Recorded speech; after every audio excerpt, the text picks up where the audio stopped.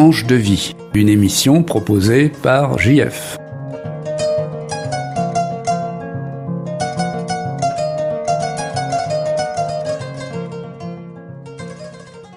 Chers amis de Tranche de vie, je suis aujourd'hui avec deux jeunes femmes, Charline et Laura, qui sont des travailleuses sociales et qui ont en commun une passion qui est celle des voyages. Charline et Laura vont à la rencontre des habitants des pays qu'elles visitent et elles accumulent les souvenirs de choses qu'elles voient, des gens qu'elles rencontrent et des petites aventures qui leur arrivent dans ces pays.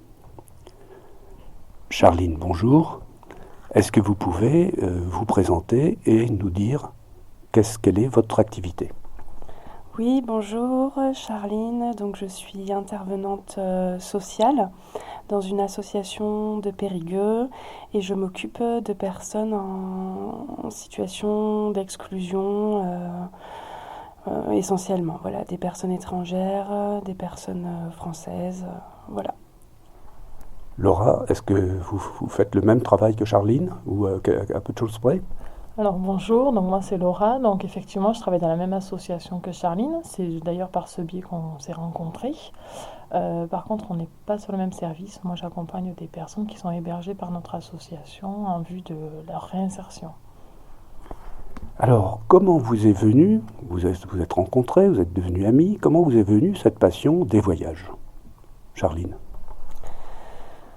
Cette passion, donc effectivement oui, avec Laura on s'est rencontrés, on s'est de suite entendus, on a échangé plein de choses avant les voyages, du sport et d'autres choses, des sorties. Et voilà, un jour on s'est dit pourquoi on n'essayerait pas de partir toutes les deux. Et le premier voyage a été en Suède, donc il y a 4 ans maintenant. Et après on s'est dit qu'on allait essayer de se faire un voyage par an toutes les deux. Jusqu'à présent, on a tenu. Alors, je précise que Laura et Charline sont de très jeunes femmes, hein, donc elles en sont tout à fait au début de leur expérience voyageuse, dont je leur souhaite qu'elle soit longue et fructueuse. Alors, Laura, est-ce que pour vous ou pour Charline, est-ce qu'il y avait quelque chose dans votre éducation qui vous prédisposait comme ça à aller à l'inconnu, redécouvrir des pays étrangers ? Alors moi c'est vrai que du coup ma grand-mère a beaucoup voyagé et elle m'a montré, elle partait en voyage plutôt en groupe, donc elle visitait plutôt les sites touristiques. Moi, contrairement à elle, du coup je préfère voyager mais aller à la rencontre plutôt des habitants et être au plus proche de la population. Donc peut-être c'est grâce à elle que j'ai ce souhait-là de voyager. Et puis c'est peut-être aussi votre occupation qui vous prédispose à plutôt rechercher des contacts personnels qu'à voyager en groupe. Alors, quand vous allez dans un pays étranger, qu'est-ce que vous regardez ? Est-ce que c'est la culture ? Est-ce que c'est une végétation différente ? Est-ce que c'est une nourriture différente qui vous attire ? Ou est-ce que c'est uniquement les contacts avec les gens ? C'est un peu tout, vraiment, on aime tout découvrir, les gens, la culture, évidemment associée aux gens, la végétation, les paysages, on essaye vraiment de profiter à fond de tout. On part pas essentiellement pour visiter un lieu. Au départ, on essaye de se faire un petit projet, un petit périple, mais finalement, c'est pas souvent tenu à la lettre. On part et on voit sur place. Vous allez à l'aventure, un petit peu.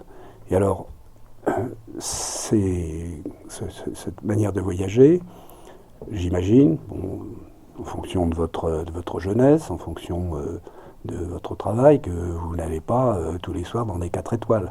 Donc, est-ce qu'il vous arrive de coucher chez l'habitant ? Est-ce qu'il vous arrive de partager la vie des gens ?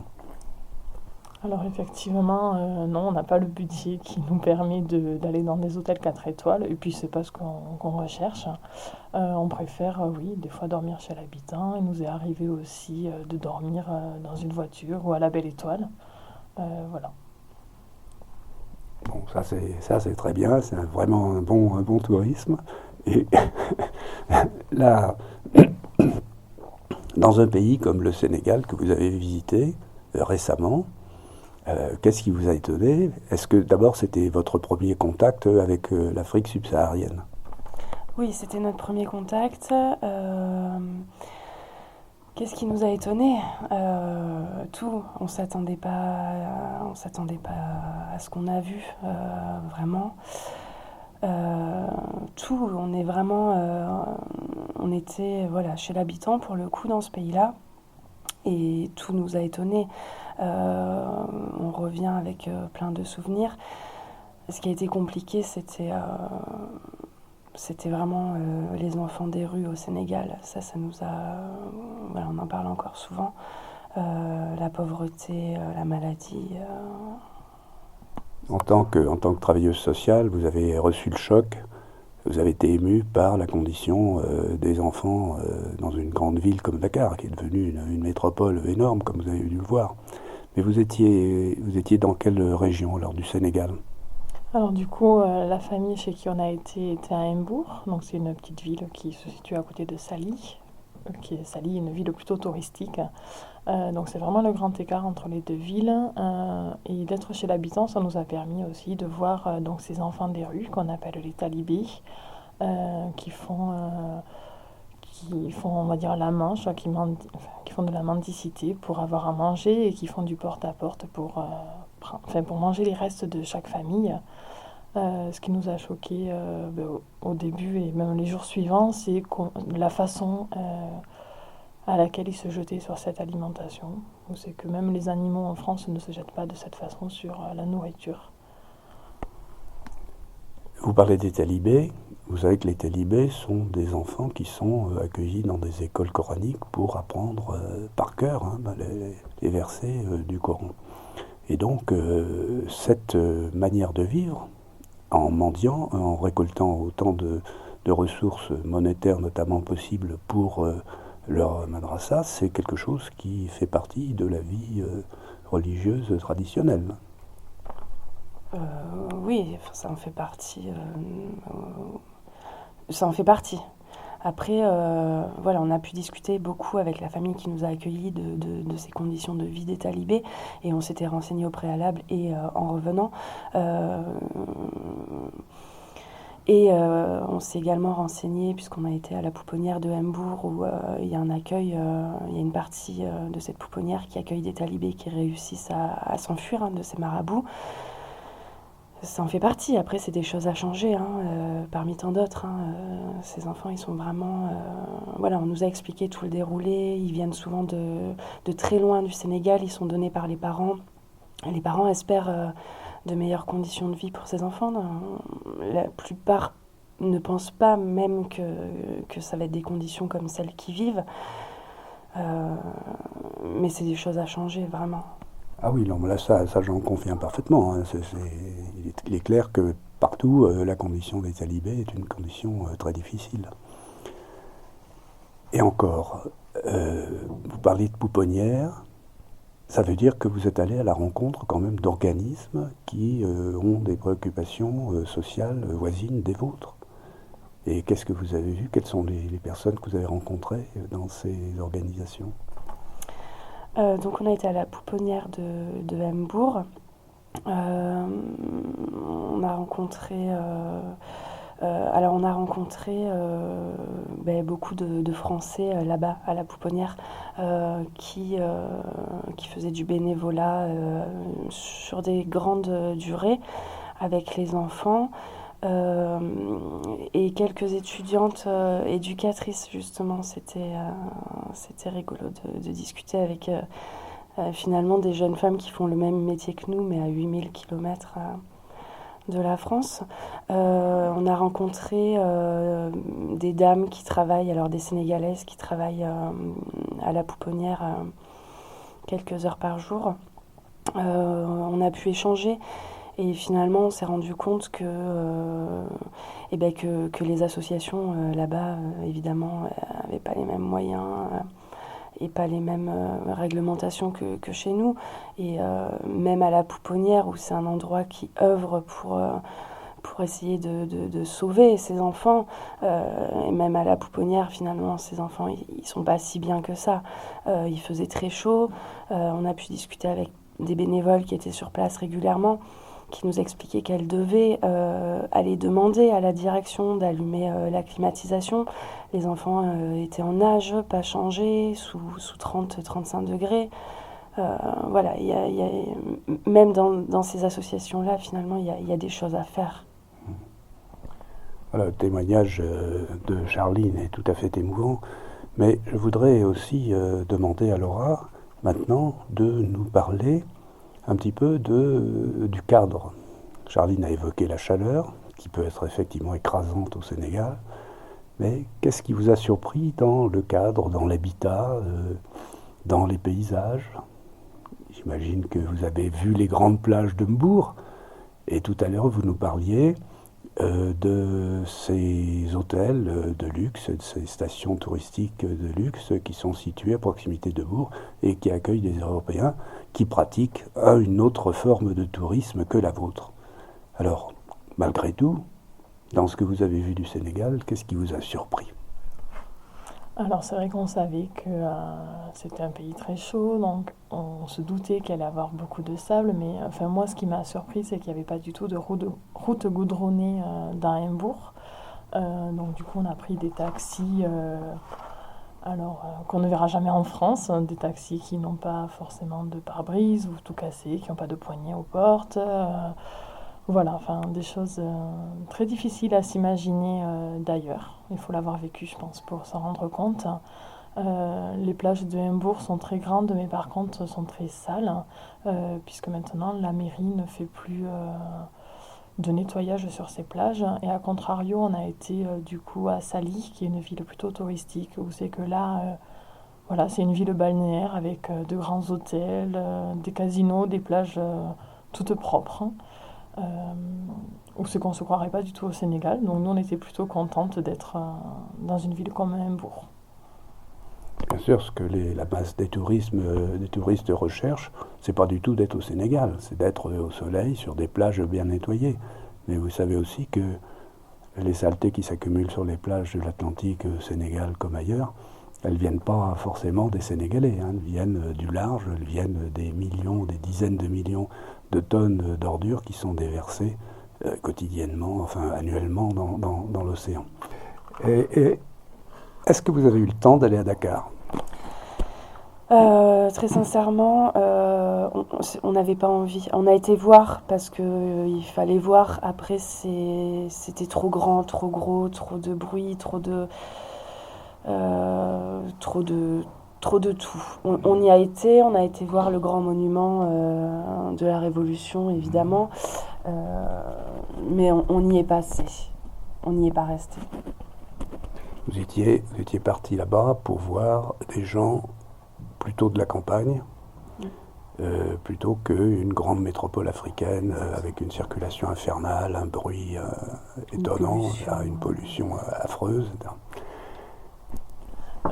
Toutefois, à Embourg, c'est vrai que c'est quand même une ville aussi où c'est qu'il y a beaucoup de bruit malgré tout, puisque on est tombé la semaine où c'est qu'il y avait une compétition de lutte, donc il y avait beaucoup d'animations musicales toute la nuit. Il y avait aussi des chants religieux assez tard le soir, l'appel de la prière le matin. Donc c'est vrai que malgré que ce soit une ville plutôt retirée d'une grande métropole, il y avait beaucoup d'animations.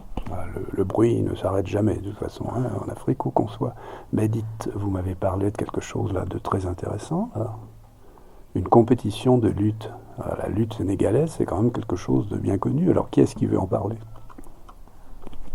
Alors du coup, je crois que c'est le deuxième soir où c'est qu'on entendait beaucoup de musique, donc on a demandé un petit peu à la famille ce que c'était ces chants. Donc ils nous ont expliqué que c'est une compétition nationale de lutte.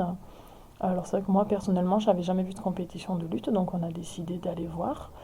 Où c'est que, on va dire qu'il y avait beaucoup de monde et c'était retransmis, je crois. Nous, par ailleurs, un jour, sur la plage, on a essayé de faire de la lutte pour se mettre un petit peu dans la peau des Sénégalais.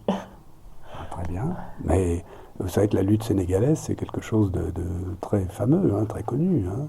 Et alors, la musique d'accompagnement, vous avez dû entendre des percussions formidables aussi. Hein. Donc, j'espère que vous aimez bien ça. On pourrait parler du Sénégal très longtemps, mais nous allons y revenir tout à l'heure. Maintenant, je voudrais quand même que vous me disiez un petit peu les souvenirs, quelques souvenirs, vous avez évoqué quelques souvenirs que vous avez gardés de vos autres voyages.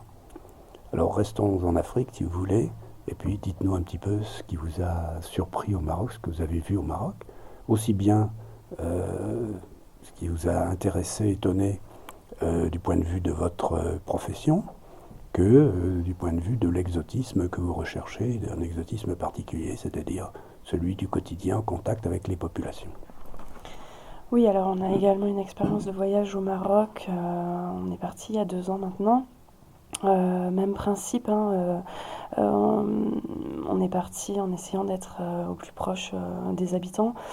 En revanche, au Maroc, on n'avait pas de solution d'hébergement chez l'habitant. On a fait un petit périple. Voilà. Au Maroc, je pense que toutes les deux, on gardera un souvenir merveilleux d'une nuit dans le désert. On a passé en fait toutes les deux une nuit avec j'ai mangé le nom, avec 2 hommes bleus du désert.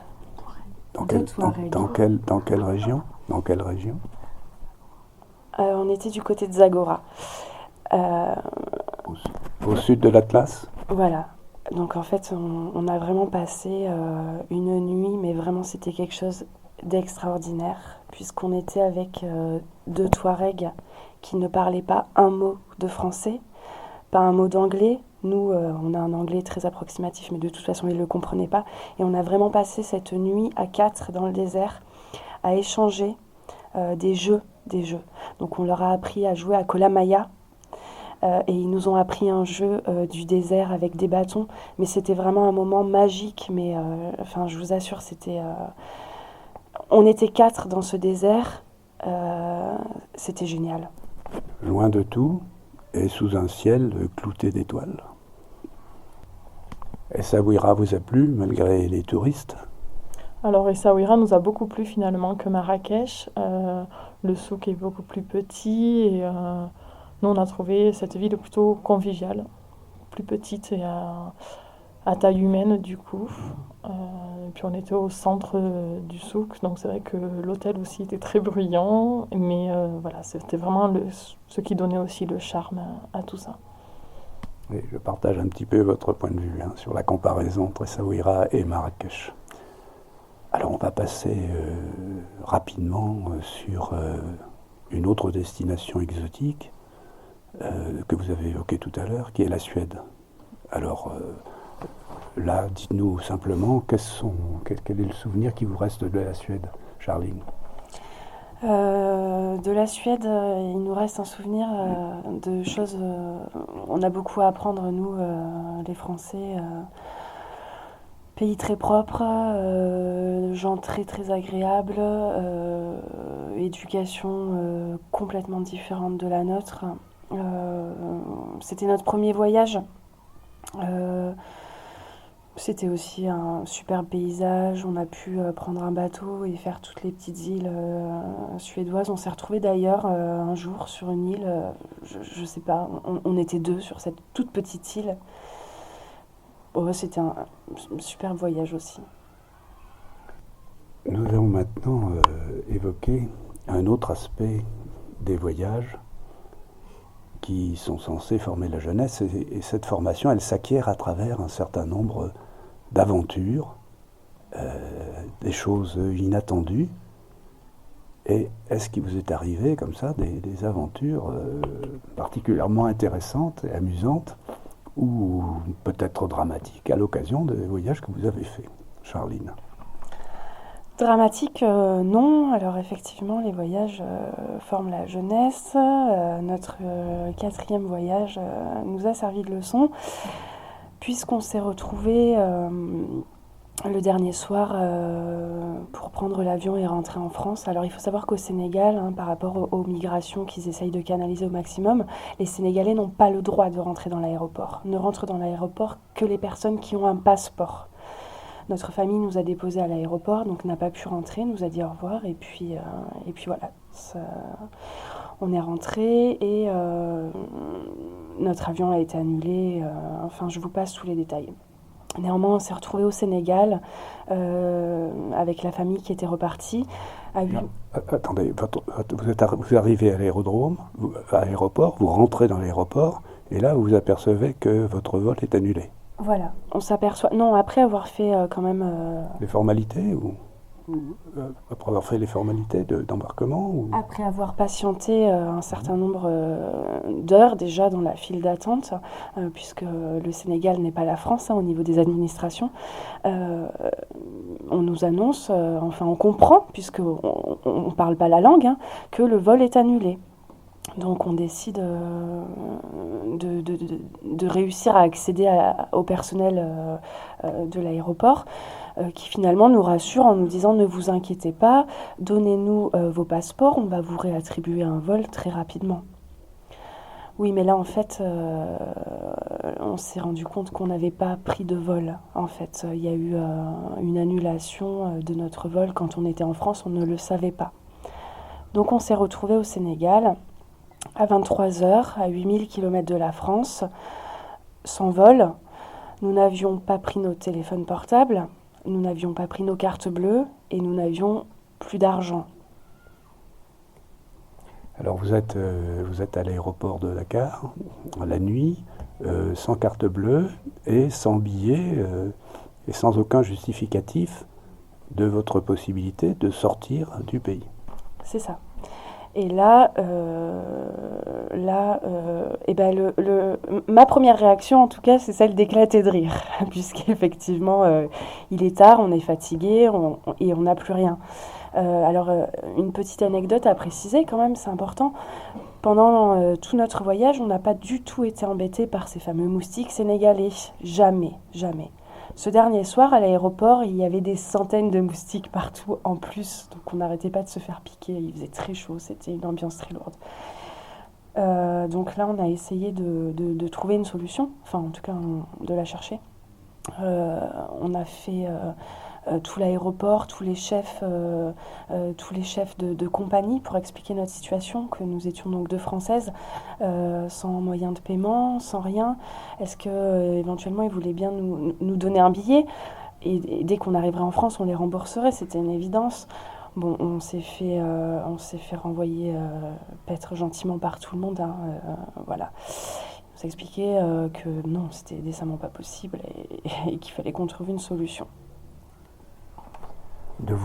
Alors personne n'a voulu vous faire l'avance d'un billet. Vous aviez la monnaie locale, vous l'aviez épuisée avant de partir, en faisant des petits cadeaux. Et alors, maintenant, après le premier éclat de rire, vous commencez à réaliser, j'imagine, le caractère tragique de votre situation. Et qu'est-ce que vous faites ? Non, là on rit vraiment, mais c'était un moment très compliqué finalement. On a été voir donc tous les chefs d'aéroport en leur expliquant. Tout le monde nous a dit que non, c'était pas possible, ils pouvaient pas nous attribuer un vol parce que c'est des systèmes informatisés, qu'on peut pas délivrer un billet, voilà.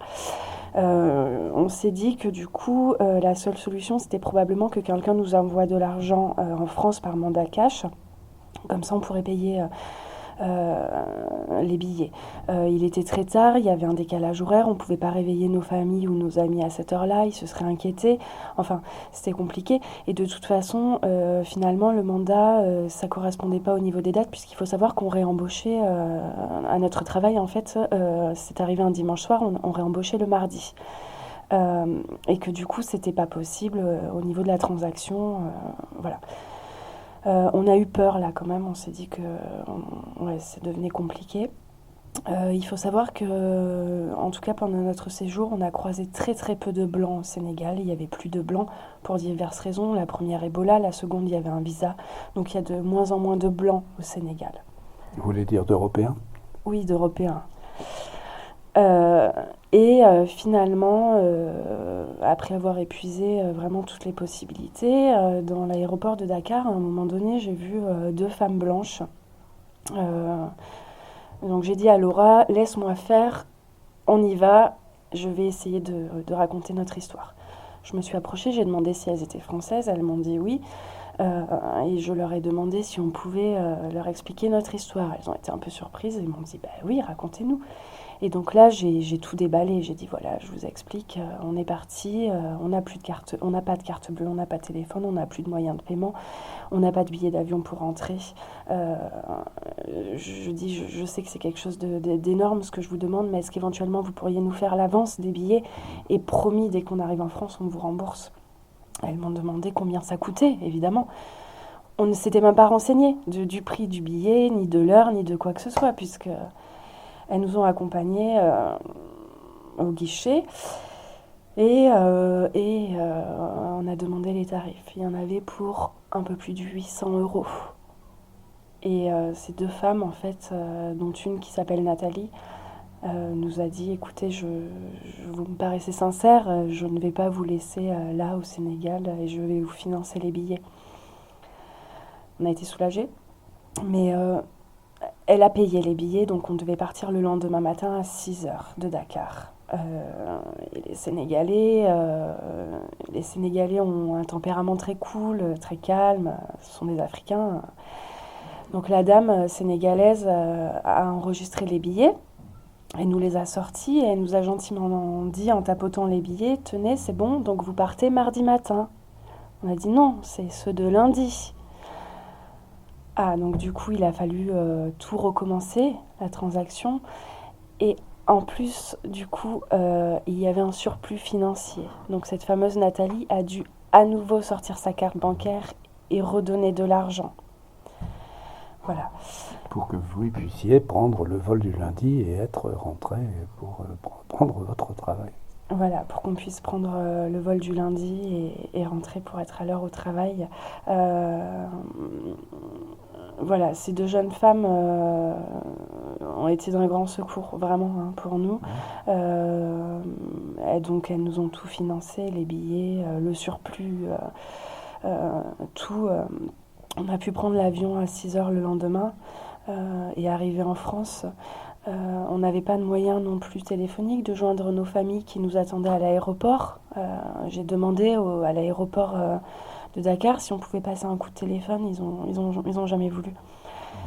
J'ai demandé encore à cette fameuse Nathalie si elle pouvait gentiment le lendemain matin, elle, passer un coup de fil à nos familles qui devaient venir nous chercher pour expliquer que le vol avait été décalé, enfin. Ce qu'elle a fait. Donc là, vous avez de la chance. Là, vous avez joué sur la solidarité féminine, sur la solidarité nationale, et tout s'est bien terminé. Quand vous êtes assise dans votre place d'avion, ça a été avec un grand soupir de soulagement, oui. J'imagine. Oui. Mais finalement, vous avez un bon souvenir de ce petit aléa de voyage. Oui, on a un super souvenir, vraiment. Et puis, on a rencontré cette fameuse Nathalie qui, voilà, on correspond toujours un peu. Hein. On l'a évidemment remerciée dès qu'on est arrivé en France. Là, elle sait que cette émission, il y a l'enregistrement de cette émission, donc on voulait d'abord la remercier encore une fois, hein, parce que vraiment, elle a été d'un grand secours. Et puis du coup, ça nous fait aussi rencontrer finalement à 8000 km de la France des Français, des gens super aussi, des Français à 8000 km. Et il y a des gens super partout. Oui. Vous avez rencontré des Sénégalais super, vous avez rencontré des Français super. Et je crois que maintenant, il va me rester à vous remercier, Paula et Charline, et à vous souhaiter de continuer à partir à la découverte de, comme dirait notre Charles Baudelaire national, ces pays merveilleux où la nature donne des arbres singuliers et des fruits savoureux, des hommes dont le corps est souple et vigoureux, et des femmes dont l'œil, par sa franchise, étonne.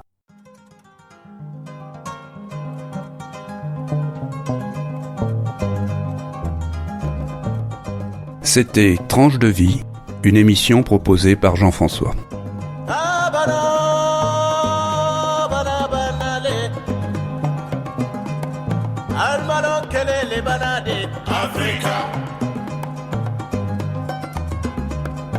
Wai kora konya dile, junjungo kumata, wai tan